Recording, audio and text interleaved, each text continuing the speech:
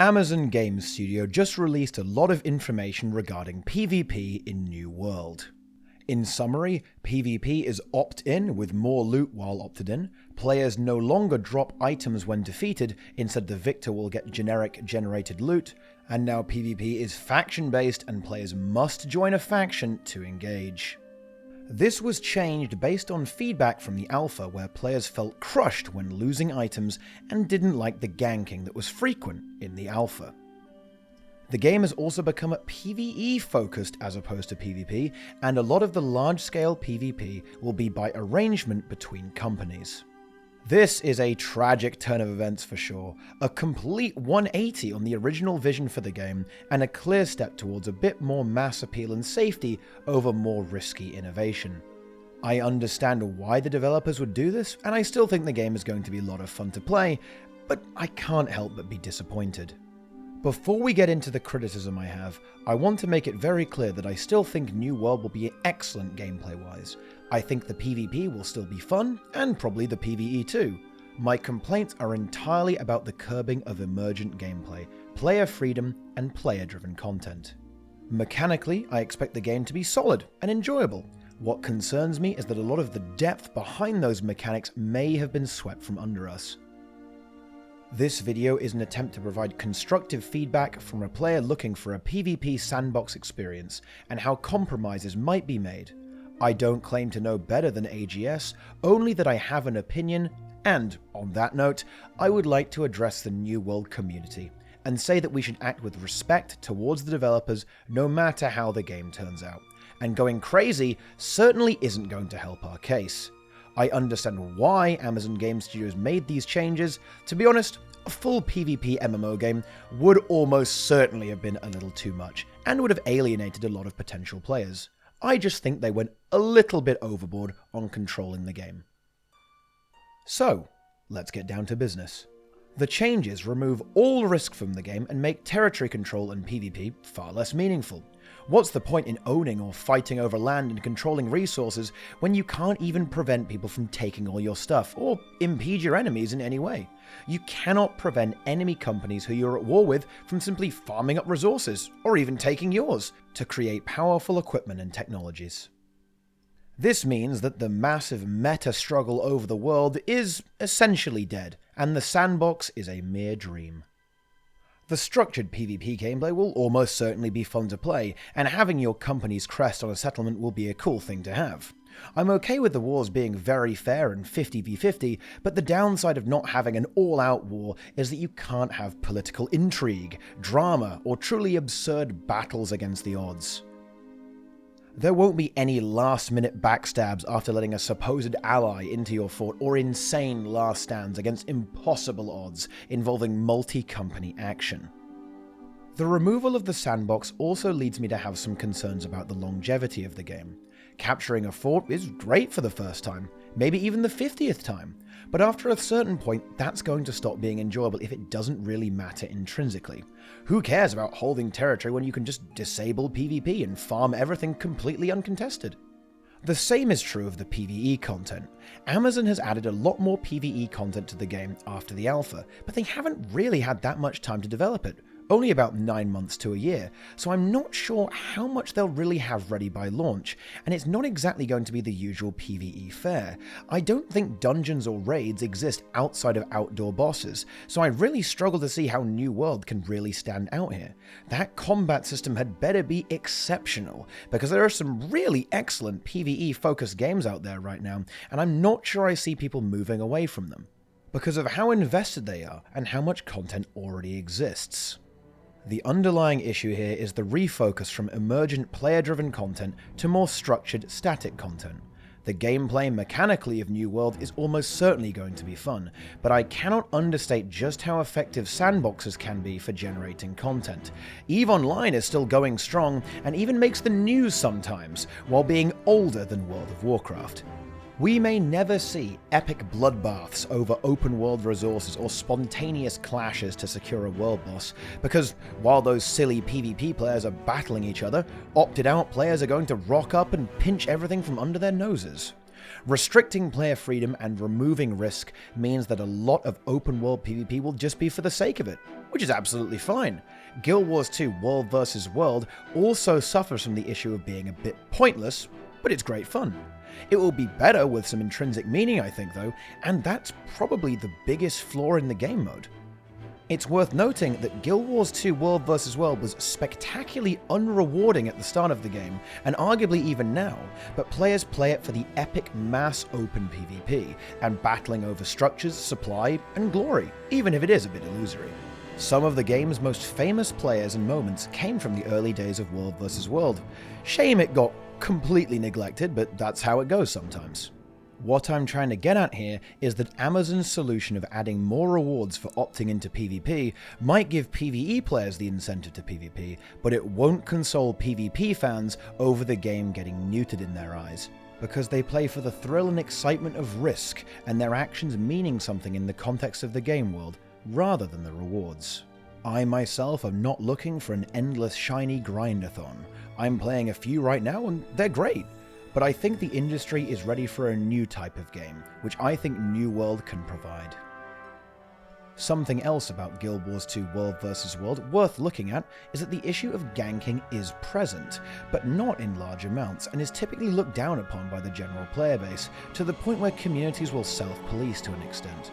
There have of course been situations where stuff gets a bit out of hand with servers camping the spawn of others, but this often serves as a call to arms to crush the aggressors, or just signals players to split off to other maps to avoid the mega blob. I consider New World to be a whole game of just Guild Wars 2 World vs. World, so I think this is a somewhat fair comparison to suggest how players might behave over time and with a relatively large population. What's important to underline here is that I'm not saying New World will be a bad game. Quite the opposite, it's probably still going to be a great game, but I think the original design philosophy had the potential to be even greater with appropriate tuning. I'm also concerned about how quickly a player might finish the game. If PvP isn't the main endgame, then unless the game is very grindy, which is a concern in itself, then a lot of the more PvE-focused players will likely simply get to the end of the game. Without any risk of losing resources or gear, I think players will get to a point where they don't really have much to do. This is compounded by the opt-in system. Players may opt into PvP for bonus rewards to level up faster and get more loot, but once they have that loot, then they'll just disable PvP forever and go about their business. Except, of course, for the organized wars, to be fair, but I think those will be relatively infrequent. Longevity aside, I think the PvP opt-in feature is just devastating to the innovation and new ideas New World was bringing to the MMO table. Generic loot and XP bonuses from opting into PvP is nowhere near as exciting as the risk of venturing out into a truly dangerous world where your decisions, victories, and defeats actually mean something even on the micro scale. The developers also suggested that the game is much more loot-focused now, retreating from the crafting-driven system, which is quite unfortunate in my opinion, as this means the game will probably be less about controlling resources and territory as well, especially as there is now no means to prevent your enemies from gathering whatever they want.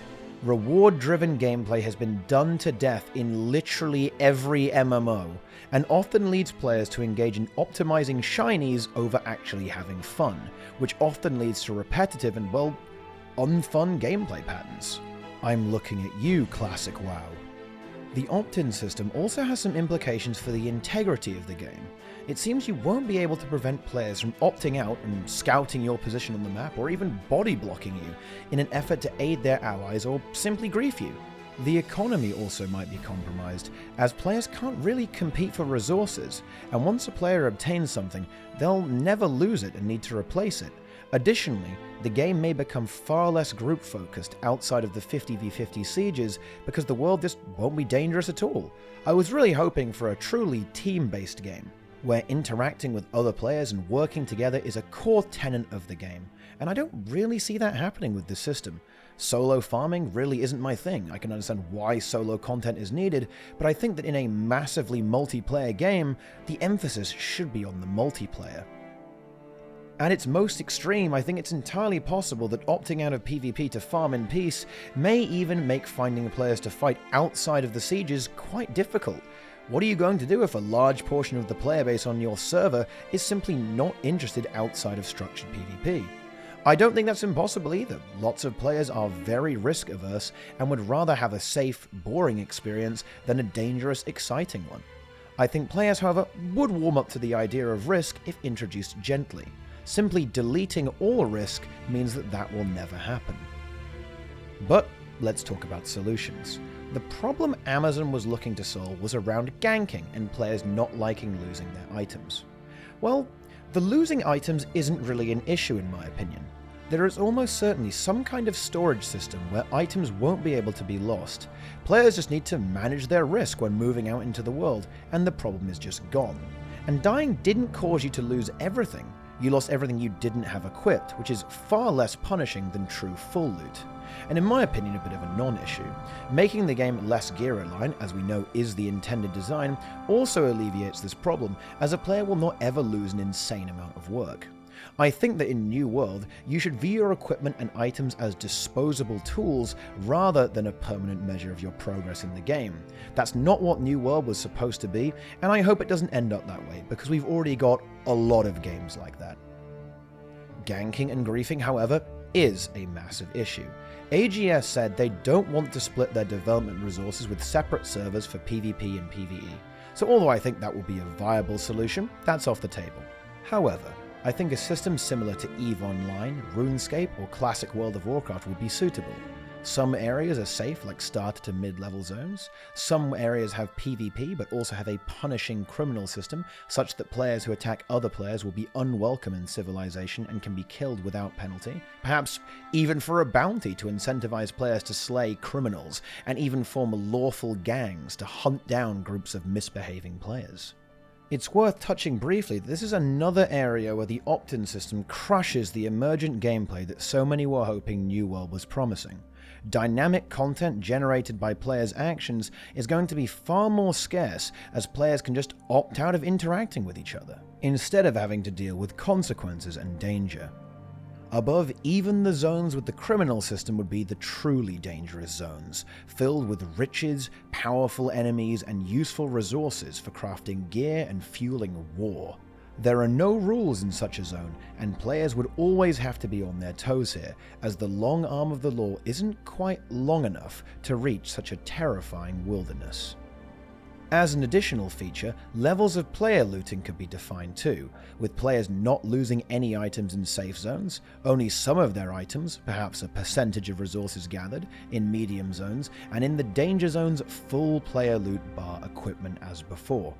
To extend this system, you could even have a completely safe leveling experience, and instead grade areas by the resources available. Low-tier resources in safe zones, medium in moderate zones, and high-tier resources in the most dangerous. In other words, there would be multiple leveling and farming paths to take according to each level of risk a player wishes to engage in.